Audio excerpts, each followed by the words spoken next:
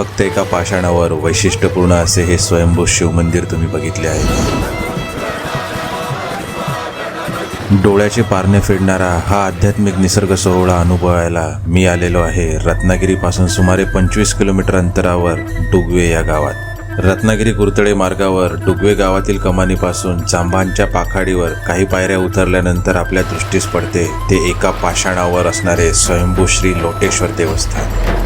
मंदिराची आख्यायिका अशी की येथील एक गुराखी गावातील ब्राह्मणाच्या गायी दररोज या भागात चरायला आणत असे. पण त्यातील एक गाय दूध देत नसल्याने ब्राह्मणाने गुराख्यावर संशय घेतला. म्हणून गुराख्याने गायीवर पाळत ठेवल्यावर त्याला समजले की त्यातील एक गाय गुराख्याची नजर चुकवून भरपूर वेलींच्या आधाराने मध्यभागी असलेल्या पाषाणावर चढून त्यावर आपला पान्हा सोडत असे. हा घडलेला प्रकार गुराख्याकडून समजल्यानंतर क्रोधित झालेल्या ब्राह्मणाने कोयत्याने या पाषाणावरील वेलींवर घाव घातला असता वेलींचा जाळ तुटून त्यातील असलेले शिवलिंग दिसले.